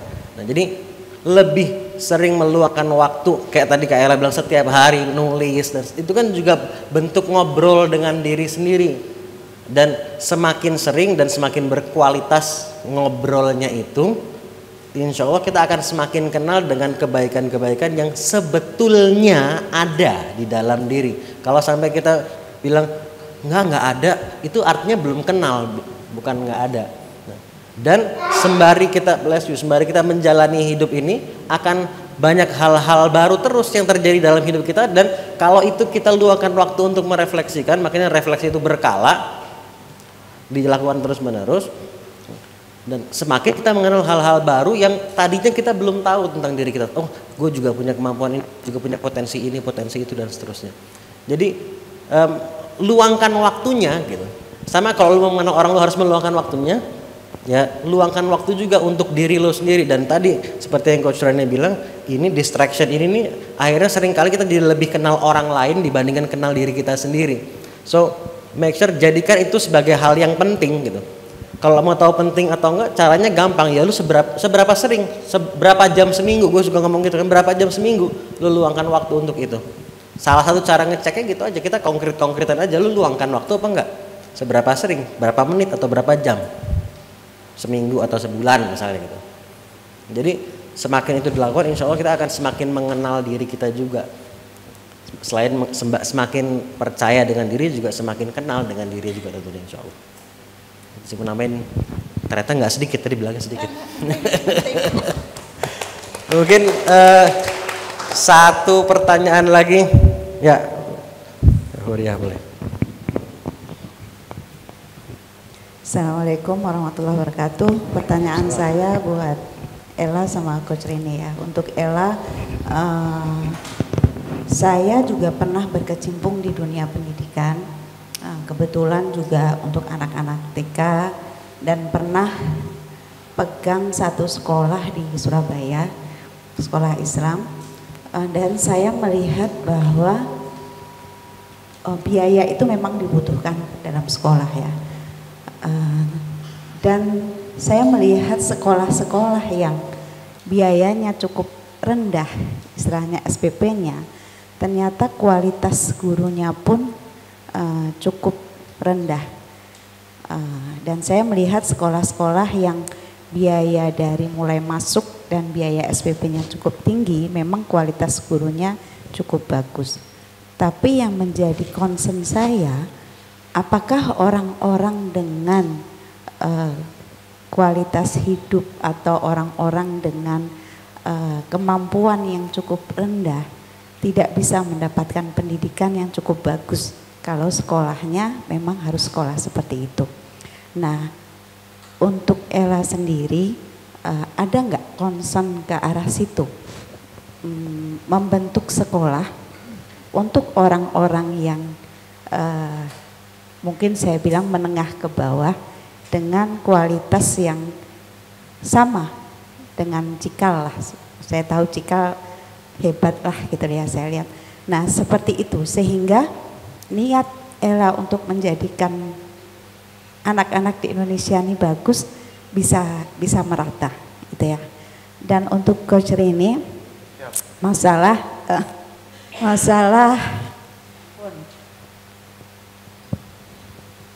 handphone, saya termasuk yang sangat setuju. Saya dengar Coach Rene dikasih solusi waktu itu masalah buku itu, dan saya sudah mencoba, tapi ada masalah karena pekerjaan saya ini butuh untuk personal branding, terutama di IG dan TikTok gitu ya. Nah, yang susah mereka menjawabnya selalu lewat IG dan TikTok gitu. Sedangkan saya capek gitu, saya capek sekali, benar-benar saya capek. Kadang-kadang enggak saya gubris gitu kan, tapi peluang-peluang itu akhirnya lewat. Dan zaman sekarang ini semua komunikasi selalu menggunakan WA atau apa. Saya mute semua. Jam 8 itu saya taruh, saya enggak terima apapun. Yang akibatnya besok paginya saya buka WA, omelan tuh panjang dari teman-teman, dari ini, terlalu lama saya menjawabnya. Nah, Coach Rene sendiri pasti kan adalah personal branding atau apa yang harus terus dijaga dan hubungan yang harus dijaga. Nah, gimana cara Coach Rene supaya kita tetap tidak terdistract dan punya waktu, tapi hubungan kita dengan orang lain juga nggak rusak-rusak amat lah gitu. Terima kasih. Nggak rusak. Makasih. Jadi yang saya dan teman-teman coba dilakukan di pendidikan tuh sebetulnya macam-macam banget. Nah, sekolah Cikal tuh salah satunya gitu ya. Cikal mulai 24 tahun yang lalu gitu.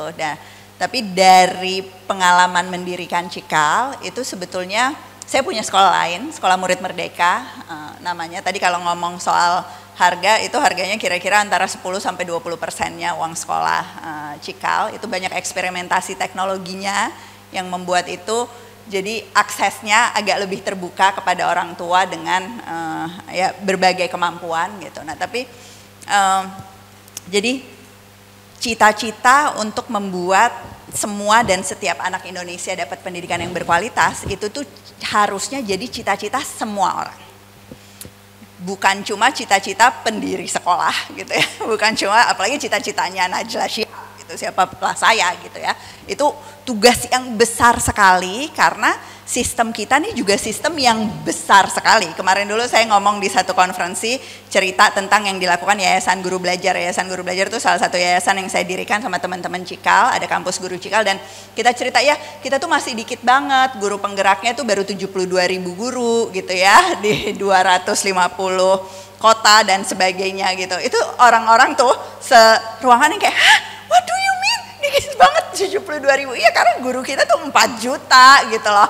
Ini baru 200 kota dan kabupaten di mana kita kayak bikin pelatihan, bikin komunitas belajar dan sebagainya. Sementara di Indonesia itu ada 514 dan sebagainya. Jadi memang ini tuh daunting sih kalau siapapun yang mau masuk ke dunia pendidikan tuh pasti yang kayak gila, banyak banget gitu ya yang harus dibenahi, banyak banget yang harus dikerjakan. Ya, lagi-lagi ya satu kesalahan gitu ya, ibaratnya kesalahan kurikulum, kesalahan cetak buku atau apa itu kemungkinan salahnya dan dampaknya itu besar. Tapi sebaliknya satu praktek baik, satu hal yang dilakukan dengan baik dalam satu ruang kelas, dalam satu satuan pendidikan dan sebagainya itu juga kemungkinan memberi dampak yang amat sangat positif dalam skala yang sangat besar. Jadi saya tuh nggak pernah ngediskount gitu ya bahwa Karena bukan cuma berdasarkan teori, karena saya udah lihat, bukan soal harga sekolahnya sama sekali.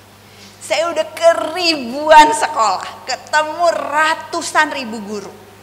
Bukan itu, nggak pernah soal, iya ada sekolah yang lebih mahal, ya fasilitasnya lebih bagus dan sebagainya, semua butuh uang. Ada orang yang dapat gaji lebih tinggi gitu ya, tadi seperti yang dicontohkan gitu. Tapi bukan itu. Pada akhirnya tuh bahkan definisi pendidikan yang baik itu pun sangat kontekstual. Cikal dan murid-muridnya dengan masalahnya, dengan privilege-nya, itu tuh punya tantangan sendiri. Memang anak orang kaya nggak boleh jadi orang yang berkontribusi. Banyak banget anak orang kaya yang kemudian jadi masalah buat masyarakatnya. Harus dapat pendidikan yang baik juga dong.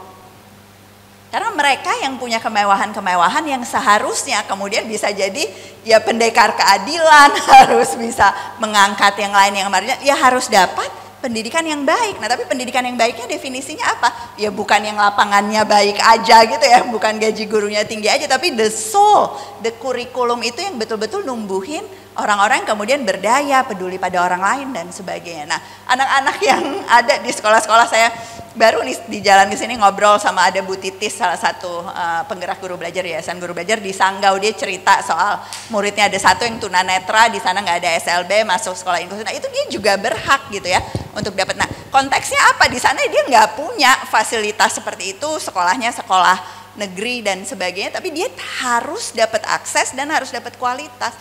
Dan upaya yang dilakukan itu nggak bisa cuma lewat sekolah, harus lewat rumah juga. Jadi kita tuh butuh orang tua yang juga sadar betul sama perannya. Karena saya ngelakuin banyak banget kegiatan sama banyak banget komunitas dan organisasi pendidikan yang sekarang tuh fokusnya di pendidikan keluarga. Oke, kita nggak bisa naikin gaji gurunya, kita nggak bisa ngangkat anak itu dari sekolah, tapi kalau orang tuanya tuh jadi advokat sepanjang hidupnya dan melakukan pengasuhan yang baik, banyak banget anak-anak dalam keterbatasan tuh yang kemudian bisa melampaui batasannya gitu ya, bisa melakukan banyak hal karena ya mungkin digebukin gitu ya di sekolah sama gurunya, tapi orang tuanya percaya, orang tuanya pembaca, orang tuanya ngasih ruang untuk kemudian dia mengekspresikan diri. Ada lagi apa? Pemerintah, banyak banget juga yang harus dilakukan pemerintah. Karenanya itu advokasi kebijakan, saya pendiri PSPK dan sebagainya itu juga. Dan banyak kabar baiknya kok. Saya tahu maksudnya jangan banyak banget kabar baiknya. Kayak ada perbaikan kurikulum, ada program guru-guru yang makin bagus dan apa ya? Mungkin nggak kelihatan di angka PISA. Ini soalnya PISA mau keluar nih Desember, gue lagi deg-degan banget, bakal kanan kiri, bakal turun. Jadi yang selama ini digembar-gemborkan sistem pendidikan Indonesia bermasalah, skor PISA kita itu bakal lebih jelek lagi. Tapi ada pandemi ada efeknya. Jadi pendidikan tuh bukan sistem yang terisolir, dia tuh dipengaruhi oleh hal-hal lain. Nah jadi balik lagi, nggak ngerjain pendidikan pun nggak apa-apa kok. Karena mengerjakan perbaikan ekonomi, jadi pengusaha gitu ya, biasanya berhasil dan sebagainya, mengerjakan teknologi, itu nanti akan berkontribusi ke dunia pendidikan kok. Akan ngebuka wawasan, ngasih paparan yang optimal ke anak-anak kita di berbagai tempat. Tapi jadilah yang bertanggung jawab gitu ya pada saat menjalankan profesi apapun gitu. Saya optimis kok, maksudnya di tengah segala yang kayaknya masih banyak yang harus dibenahi, sebetulnya banyak banget contoh-contoh yang nunjukin bahwa we are at least sebetulnya menuju ke arah yang lebih baik dan akan bisa membawa, kalau anak-anak tuh sekarang 83 juta anak Indonesia tuh jadi memang ya manusia-manusia yang lebih baik dan kontributif. Thank you. One good newsnya pengen denger juga. Yang major mungkin kalau di sistem ya, kalau di sistem tuh the new curriculum sih. Itu I've been advocating for that dan maksudnya organisasiku bekerja dengan sangat keras, cukup banyak organisasi untuk itu. I think kurikulum merdeka is the best news untuk ekosistem. Sekarang teman-teman bisa lihat satu contoh project base. Itu tuh sesuatu yang kayak bener-bener kayak sangat kontekstual, bisa dilakukan dimanapun, nggak perlu duit banyak. Projectnya anak di Aceh sama projectnya anak di Papua bisa beda banget, tapi ngebawa murid-murid untuk empower, ngerasa bahwa gue tuh belajar ya bukan cuma buat ujian, emang buat jadi pemecah masalah di lingkungan dan membawa guru-guru juga untuk jadi jauh lebih kreatif pada saat memikirkan kegiatan belajar. Dan itu minimal 25% dari waktu sekolah dialokasikan untuk project. Tapi butuh waktu kan, maksudnya ini baru mau wajib 2024, baru mulai implementasi 2021 kemarin belum semuanya. Jadi butuh waktu. Kapan orang biasanya naik kapan Mbak? Paling cepat 7 tahun, rata-rata 15-20 tahun. Kalau kita pelat 50 tahun gitu. Jadi jangan ganti kurikulum, kalau ganti presiden. Ya. Ada satu hal yang bisa memastikan itu, kalau Najila Shihab menjadi Menteri Pendidikan.